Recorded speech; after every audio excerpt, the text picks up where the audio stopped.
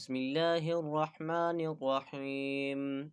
تبارك الذي بيده الملك وهو على كل شيء قدير، الذي خلق الموت والحياة ليبلوكم أيكم أحسن عملا، وهو العزيز الغفور، الذي خلق 7 سماوات طباقا، ما ترى في خلق الرحمن من تفاوت، فارجع البصر هل ترى من فطور، ثم ارجع البصر كرتين ينقلب إليك البصر خاسئا وهو حسير.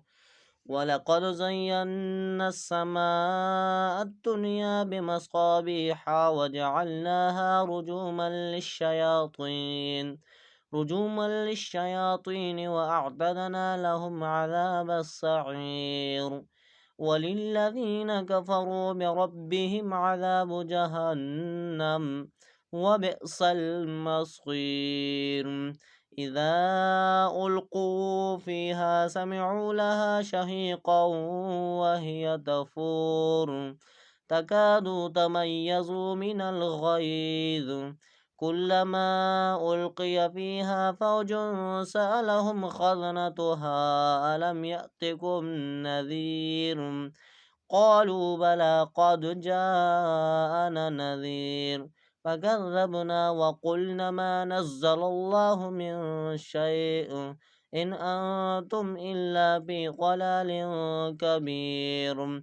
وقالوا لو كنا نسمع أو نعقل ما كنا في أصحاب السعير، فاغترفوا بذنبهم فسحقا لأصحاب السعير.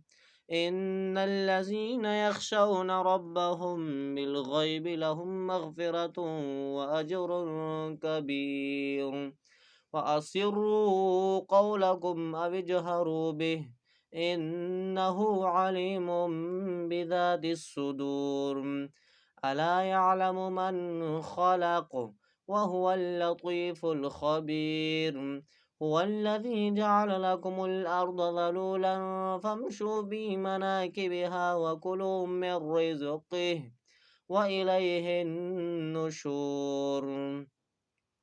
أأمنتم من بالسماء أن يخسف بكم الأرض فإذا هي تمور، أم أمنتم من في السماء أن يرسل عليكم حاصبا، فستعلمون كيف نذير.